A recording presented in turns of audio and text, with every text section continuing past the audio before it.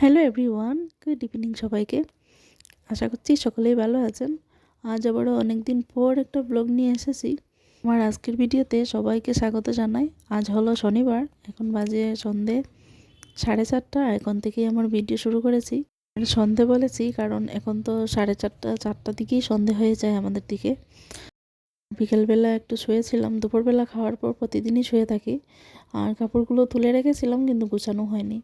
আর বিকেলবেলা শুয়ে থাকলে মানে কিছু একটা গায়ে না দিলে ভীষণ ঠান্ডা পড়েছে, অনেক ঠান্ডা পড়েছে এখন। আর এই 2-3 দিন হয়েছে সকালবেলা প্রচুর পরিমাণে কুয়াশা পড়ে। তো এখন দেখছি 4:30 বেজে গেছে, মানে সন্ধ্যা হয়ে যাবে। সেজন্য উঠে পড়লাম, বিছানাটাও তুলে নিয়েছি। অগোছালো হয়ে গিয়েছিল শুয়েছিলাম বলে। ছেলেও ঘুমিয়েছিল, ছেলে উঠে পড়েছে। ছেলেকে পড়তে বসাবো সন্ধ্যা দিয়ে এসে। আর আমি ভাবলাম এখন কাপড়গুলো তুলে রেখেছিলাম দুপুরবেলা কিন্তু গুছানো হয়নি। এখন কাপড়গুলো গুছিয়ে ঝাড় দিয়ে যাব সন্ধ্যা দিতে। সন্ধ্যা হয়েই গেছে অলমোস্ট। ছেলের কাপড়ও আমি আলাদা করেই রাখি, বেশিরভাগটা ওর জুড়ির মধ্যেই রাখি। দুটো একটা প্যান্ট, ফুল প্যান্ট আমি আলনাতে রাখি। আর আমার বেশিরভাগ কাপড় আমি আলনার মধ্যেই রাখি, রেগুলার পরা কাপড়। আর ওর বাবার কাপড়গুলো আমি আলমারিতেই রাখি। তবুও ভাবি আমার আলনাতেই জায়গা হয় না কাপড় রাখতে, এতই কাপড় হয়ে যায়, মানে ধোয়ার পর আর জায়গা হয় না। আর বাচ্চার কাপড় তো একটু বেশিই লাগে, কারণ এই জল ফেলে দিয়েছে, কিছু খেলে নোংরা করে দিয়েছে, সেজন্য কাপড় একটু বেশি লাগে। আর আমি এখন চুলের মধ্যে তেল লাগিয়েছি। আমি একটা তেল বানিয়েছিলাম করে হেয়ার ফলের জন্য। তো 2-3 বার করে লাগিয়েছি, আমার কিছু কাজ করছে না, তবুও লাগাচ্ছি দেখি কি হয়। কিন্তু ভালো তেলই বানিয়েছিলাম, মেথি, কালো জিরে, পেঁয়াজ, জবা ফুল, আবার জবা ফুলের পাতা, মানে অনেক কিছু দিয়ে আমি নারিকেল তেলের মধ্যে বানিয়েছিলাম। তো সেজন্য তেলটা লাগিয়েছি, কাল শ্যাম্পু করে দেবো। চলে এলাম রান্নাঘরে। ছেলের টিউশন স্যার এসেছে, তো ওর জন্য আগে চাটা বানিয়ে নেব, পরে আমাদের সবার জন্য বানাবো। আগে 1 কাপ চা বসিয়ে দিয়েছি, কারণ লেট হবে বসাতে গেলে সবার জন্য। তো ওর জন্য ভাবলাম আগে বানিয়ে নিই, তারপর সবাইকে দিয়ে দেবো। এসেছি চা বানাতে, কিন্তু দুধটা আমি গরম বসাতে আগে ভুলে গিয়েছিলাম, যার কারণে সসপ্যানের মধ্যেই দিয়ে দিলাম।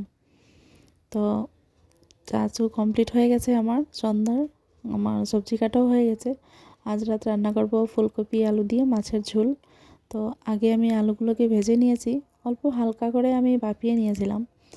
আর এখানে ফুলকপি আলু, এটা আমি শাশুড়িমার জন্য নিরামিষ করে করব। আর এটা আমি ডালের বড়া দিয়ে করব। আর এটা আমি ফুলকপিটা আগেই ভেজে রেখেছিলাম মাছের ঝোল বানাবো বলে। এই যে দেখুন, এটাকে আমাদের এখানে ভাঙ্গন মাছ বলে। এটা কিন্তু নদীর মাছই হয়, খেতে ভীষণ টেস্টি, কিন্তু একটু কাটা বেশি হয়। তো এই মাছটা আমি বানাবো আলু ফুলকপি দিয়ে ঝোল। আর মিষ্টি কুমড়ের পাতলা পাতলা করে কেটে নিয়েছি, সেটা ভাজা করব। বেসনের মধ্যে সব রকম মশলা দিয়ে গুলে রেখেছি বেটারটা। নুন, হলুদ, একটু চিনি দিয়েছি, লঙ্কা গুঁড়ো, ধনে গুঁড়ো, একটু জিরে গুঁড়ো দিয়েছি, দিয়ে আমি বেসনটাকে গুলে রেখেছি।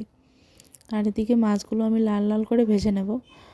অনেকেই মাছটা লাল করে ভাজলে মানে পছন্দ করে না খেতে, কিন্তু আমার কাছে সেটা ভালো লাগে না। আমি মাছটা একটু লাল করে মানে ভাজা করলেই রান্না করতে ভালো লাগে বা আমার খেতেও ভালো লাগে। একমাত্র ইলিশ মাছটা আমার এত ভাজলে ভালো লাগে না, মানে আমি ভাবি গন্ধটা চলে যায়।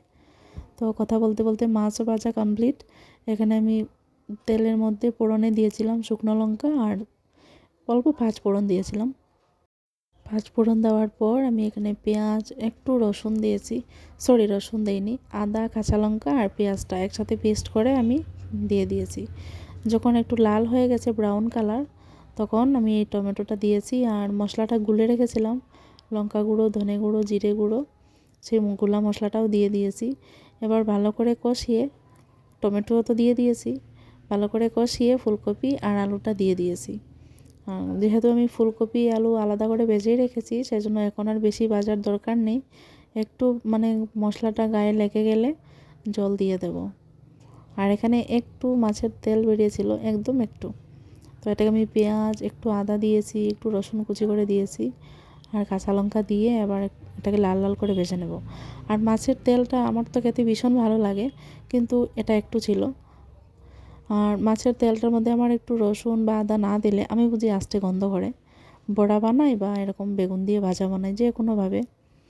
তো সেটাও ভাজা হয়ে গেছে। আর এদিকে মাছের ঝোলটাও আমার বানানো কমপ্লিট। কীরকম হয়েছে অবশ্যই জানাবেন। ধনেপাতাটা একটু বেশি করে দিয়েছি। এখন ধনেপাতার সিজন, তাই সব কিছুর মধ্যে এখন ধনেপাতাটা চলে, মাছ মাংস সব কিছুর মধ্যে। রান্নাবান্না কমপ্লিট, এবার বর্তন টর্তন ধুয়ে নেব।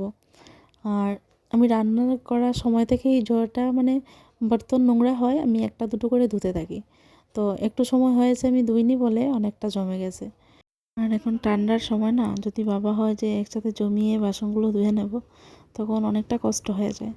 তো আজ আমার একটু জমে গিয়েছে, কারণ একটু কাজ ছিল অন্য, তো সেটা করে নিয়ে ভাবলাম তারপর বাসনগুলো ধুয়ে নেব। দুপুরবেলা জল ওঠানো হয়েছে ট্যাঙ্কিতে, তো রাত্র হয়ে গেছে, এখন প্রায় 9:30 মতো বাজে। তো কুয়াশা পড়ে জলটাও প্রচণ্ড ঠান্ডা হয়ে গেছে।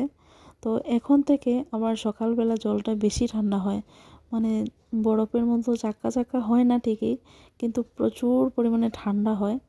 গরম জল একটু না মিশিয়ে মানে ব্রাশ করাও যায় না, কিছু করা যায় না। কথা বলতে বলতে আমার এদিকে বাসন ধোয়া কমপ্লিট, এবার গ্যাসটা মুছে নেব। আর এখন অবধি খাওয়া হয়নি রাতে, তো আমি তো রাতের বেলা খাই না, সবাই খাবে এখন। আমি রান্নাঘরটা পরিষ্কার করে খাবার দিয়ে দেব। রান্না করার সাথে সাথেই যদি রান্নাঘরটা পরিষ্কার করা না হয়, আমার না পরে করতে আর ইচ্ছে করে না। তো আমি রান্না করার সাথে সাথে মানে চেষ্টা করি রান্নাঘরটার সাথে সাথেই পরিষ্কার করে নেওয়ার। আর এই যে টাইলসগুলো আমি সামনের দিকের মানে এই স্টোভের সামনের দিকের টাইলসগুলো আমি প্রতিদিন এরকম করে মোছার চেষ্টা করি। প্রতিদিন একটু একটু করে পরিষ্কার করলে আমার মনে হয় রান্নাঘর বা যে কোনো বস্তু বেশি নোংরা হবে না। তো এটা হলো পরের দিন সকালবেলার ভিডিও।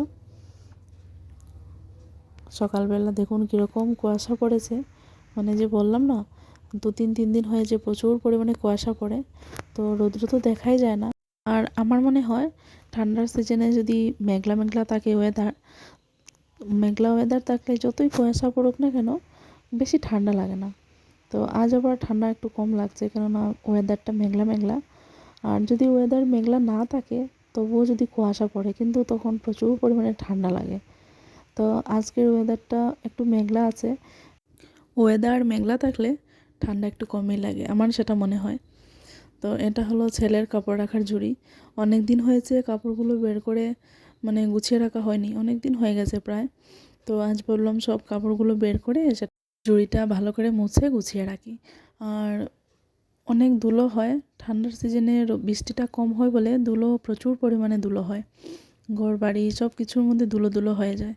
এই যে ঝুড়িটার মধ্যেও অনেক ধুলো হয়েছিল, সেই জন্য ভাবলাম এটা কাপড়গুলো বের করে ভালো করে মুছে তারপর গুছিয়ে রাখি কাপড়গুলো। তো মাঝে মধ্যে এরকম পরিষ্কার করলে ভালোই লাগে। আর এখন বসেছি এই যে কোল বালিশের কভারগুলো সেলাই করতে। আপনারা অনেক দিন ধরে দেখেছেন আমার এই যে বিছানার কোল বালিশ দুটো মানে কভার ছাড়া আছে। তো আমি কাপড় এনে রেখেছি, নতুন কাপড় এনে রেখেছি সেলাই করব বলে, আর সময় হয়ে ওঠে না আমার, ভুলেও যাই আমি, মনে থাকে না। তো এই কভারগুলো আমি খুলে রেখেছিলাম, একটু সেলাই খুলেছিল বলে, সেলাই করব বলে ধুয়ে রেখেছি, কিন্তু আর সেলাই করার আমার আর সময় হয়ে ওঠেনি। তো ভাবলাম আজই আমি সেলাই করে রেখে দিই। তো সেলাই করে আমি কভারগুলো ঢুকিয়ে নিয়েছি। কভার দুটো সেলাই করা বা গুছিয়ে রাখা এগুলো কিন্তু বেশি সময়ের কাজ না, তবুও মনে থাকে না। তো আমার আজকের ভিডিওটা কেমন লেগেছে অবশ্যই জানাবেন, ভালো লাগলে কমেন্ট করবেন, লাইক করবেন আর সাবস্ক্রাইব করে আমার পাশে থাকবেন। আজকের মতো বাই বাই।